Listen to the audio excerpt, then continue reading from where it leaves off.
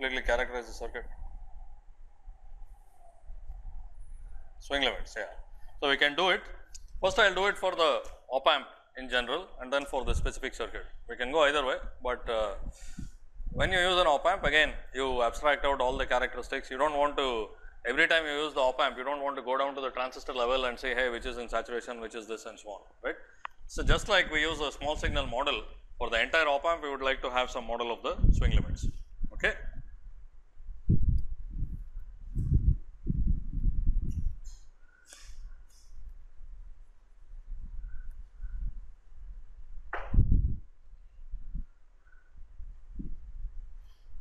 Let me call this the total output.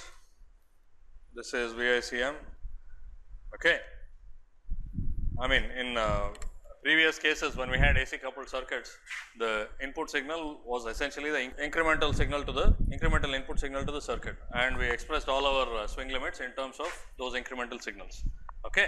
So, here instead I will use the total, but it does not matter. I mean, for instance, if you call this the output operating point value and then have an output increment, I will show the limit on the whole thing. Then from that you can get the limit on this. Okay.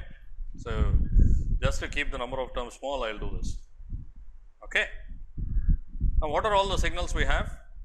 If I do write it as bias plus signal, I have the incremental output signal and I have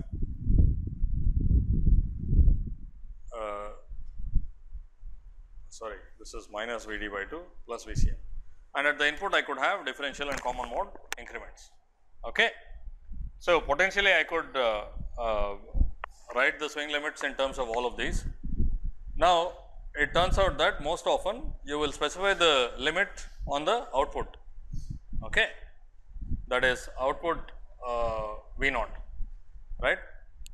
As far as the differential input is concerned, this is an op amp after all. Okay. If it is used properly in negative feedback, what should be the value of Vd? Very small, it should be close to 0. Okay. So, we will just assume that Vd is 0 and evaluate the swing limits. What it means is that, like small changes in this gate voltage, right, it will not play a big role in taking M1 to triode region, let us say, or M2 to triode region. Okay. So, we do not have to worry about the differential swing, right, but we do have to worry about the common mode swing. That can be quite a lot, right, because the common mode gain is quite small, the common mode swing can be quite a lot, right. So, the swing limits that are specified for an op amp are the swing limits on the input common mode value. Okay. Like I said, I will do it in terms of the total instead of the increment, but I will set the limits on VICM. So, as you raise VICM, both of them up or down, some transistors may go into triode region or whatever out of saturation region, and there can be a problem. And similarly, I will set the limits on the total output voltage. Yes. Yeah, because it's Vd itself is very small, right? No, that's what you, this is an op amp, right? So, if you have an op amp and negative feedback, what is value of Vd? Yeah, it will be close to 0, that is why. Why? No, that is correct. So, we assume that the op amp is designed for a high gain, right. Okay. So, the swing in GD will be 1 over gain times the swing at the output. Okay. So, let us say the gain is 50 or so.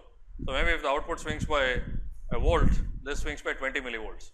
That much error we can tolerate. Okay. If you really want to, you can calculate it exactly, but it's much easier to just ignore it, and as far as hand calculations are concerned. Okay. Does not make any qualitative difference to the circuit, right.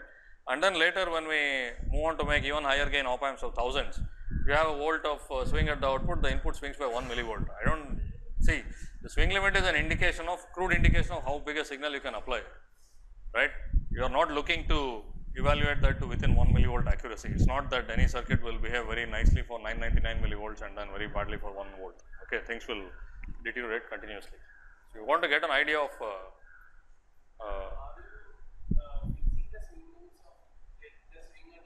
yeah, we will evaluate the swing limit in the output. So, what I mean is, right,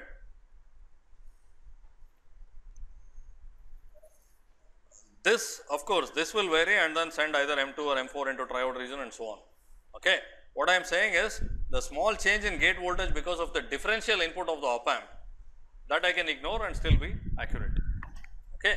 So, if you are not convinced, you can do one particular case including VD and then see, right. That is quite easy to do, it is not difficult.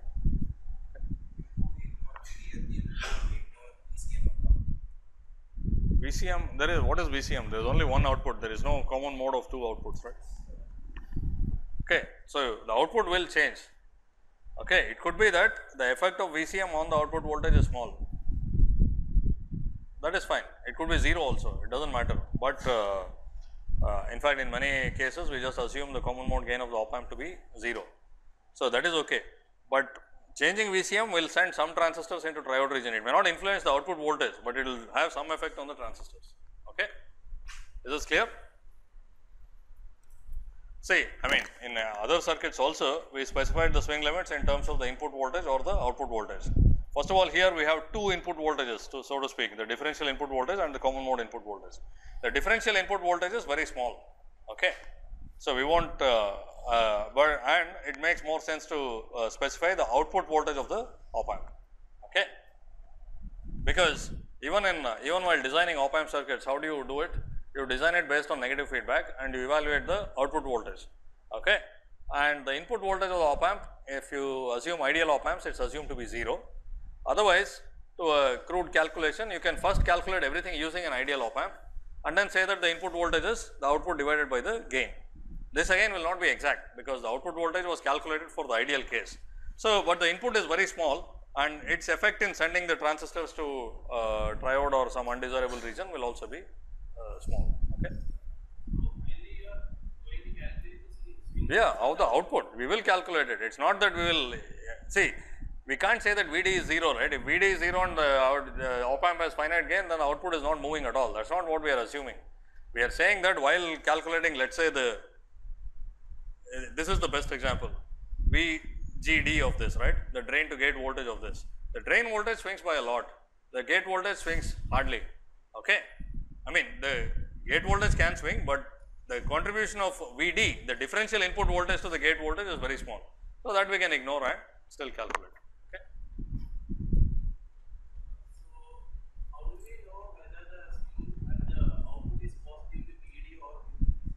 So, that you get from the circuit of the, I mean, analysis of the actual circuit, right. I mean, let us say you can assume that all of it is caused by VD, it does not matter. How does it matter? The actual output will be obtained from maybe let us say ideal op amp circuit analysis or something of the sort. Okay. So, take this case for instance, right. The output is approximately Vi. So, that I already know, right. I do not need to worry about what VD is. And in fact, in this model there is no, there is no contribution of VCM, the common mode rejection of this is infinite, right. Is it okay? Because I have not assumed in this model, this control source responds only to VD. So, it does not respond to the average of these two voltages. So, it does not matter at all. Okay. So, you can calculate the output voltage like you do in normal op amp circuit analysis. Okay. So, let me go through this, it will become clearer. So, we have two inputs, the differential and the common mode. The differential voltage is so small that and then it makes more sense to specify the output in terms of specify the swing limit in terms of the output. Okay. I can always say that the output swing limit divided by the incremental gain is the input swing limit of VD, right, but it is not very useful to specify that, that is all. Okay. So, now first let us now again I am considering an op amp in open loop, which we will never do. So, to be able to talk meaningfully about it, we will assume that everything is perfectly matched. In that case, this voltage will be equal to that voltage, right. So, we can analyze it. So, first let us analyze the effect of the input common mode voltage, right. So, let us say the input common mode voltage becomes very small, which is the transistor that gets into trouble, meaning we want the transistors to be on and we want them to be in saturation region. Okay. So, if it goes to either triode region or cut off, that means that you are hitting some swing limit. Okay. So, as you lower VCM to smaller and smaller values, which is the transistor that goes out of the desired region of operation? Which one? M1. What happens to M1? VGS? Okay. What is this voltage? What is the voltage at the tail node? How much is it?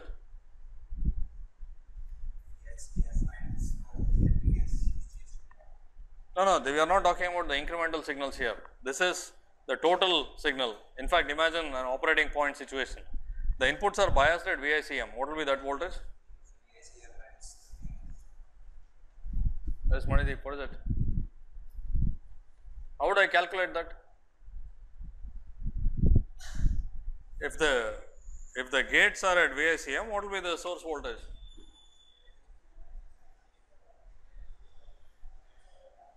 Huh? Yeah, exactly. So, what is that? VDD. Why VDD?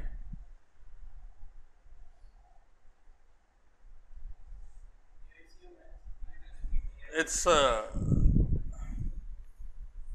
what will this voltage be? What will be the gate source voltage of M1? In the operating point, both sides are biased at VICM. What is the gate source voltage of M1? It's whatever is required to carry a current of I naught by 2. So, this is VTN plus square root I naught by Kn, right. So, the voltage at the tail is VICM minus VTN minus square root I naught by Kn. Okay. So, the VGS of M1 or M2 does not change at all as you change VICM, isn't it? The VGS of M1 and M2 is independent of VICM. It will be whatever, it will be the voltage required to carry half the tail current. Is that correct? So, which is the transistor that gets into trouble as you lower the value of VICM?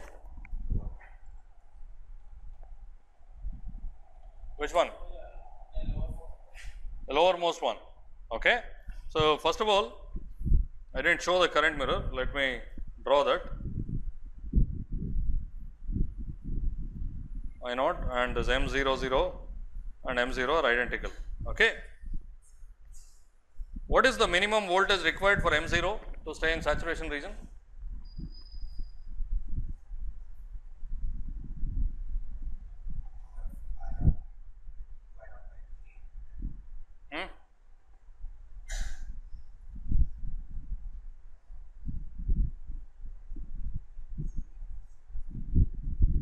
What is it?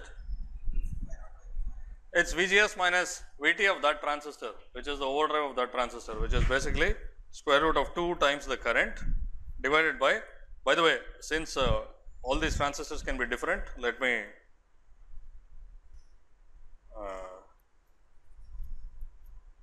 make it Kn0, meaning the width of this could be potentially different from width of M1 and M2 and so on. Kn0 means mu n Cox W by L of M0. Okay. And this would be Kn1. Okay, we need certain minimum voltage across M0. And what happens as I change VICM? This voltage will move up or down, isn't it? It will, this voltage will simply follow the gate voltage, isn't it? Because these two will carry a current of I naught by 2. So, the gate source voltage is fixed, assuming that the tail current is I naught. Then this voltage simply raises or lowers along with VICM. And yesterday for incremental common mode picture also we saw that from the common mode input to this, it was a source follower, right. So, it simply follows the input, the tail node simply follows the input. So, at some point as you lower VICM, this voltage will also become smaller and smaller and it will start squeezing the bottom transistor. Okay. This is okay. So, what is the value of VICM, minimum value of VICM?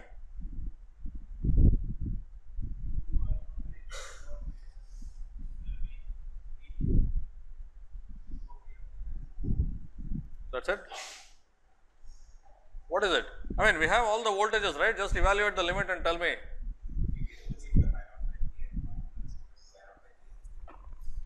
So, this number here has to be greater than 2 I naught by Kn0, that is all. Okay.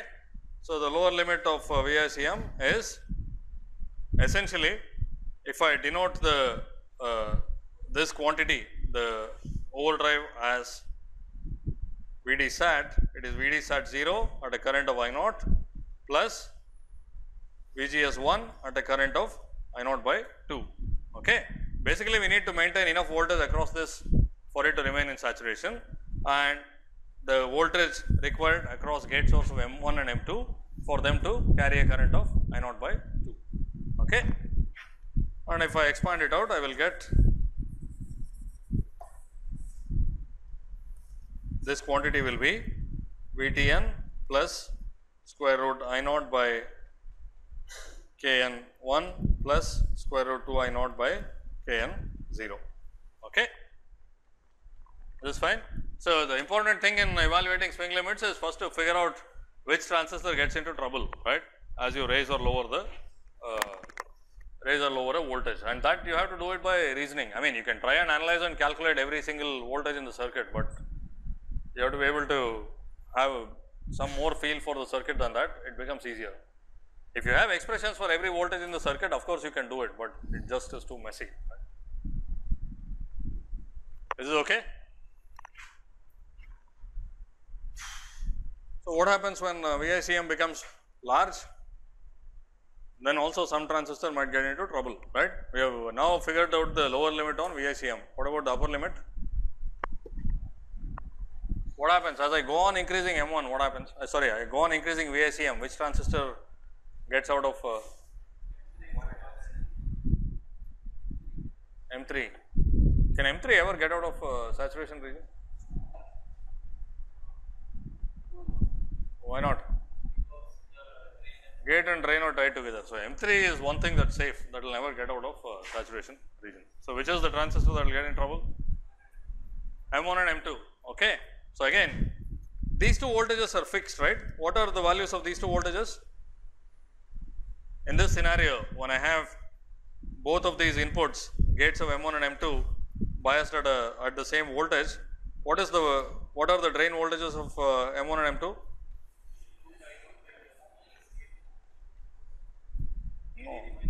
VDD minus whatever VSD is required in M3 and M4 to carry a current of I naught by 2, they will be fixed. So, you have the drains of M1 and M2 fixed, you are raising the gates. So, clearly it can go into triode region, right. The gate can rise above the drain, but not by more than one threshold voltage. Okay. So, this VICM has to be smaller than the drain voltage. The drain voltage here is VDD minus VSG3 at a current of I naught by 2, okay, plus the threshold voltage of M1. So, here when we have multiple transistors of N and P types, you have to distinguish between the two thresholds as well. Okay.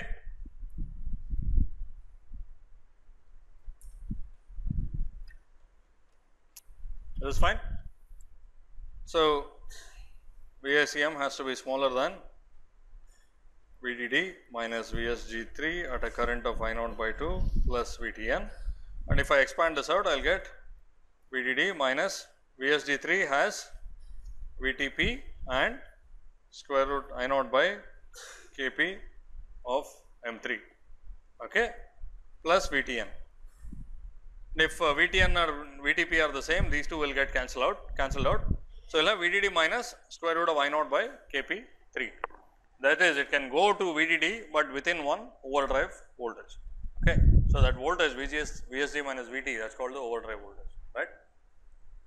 So, as you go on increasing VICM, this can happen. Is it okay? So, M1 and M2 will go into triode region, and that is a problem.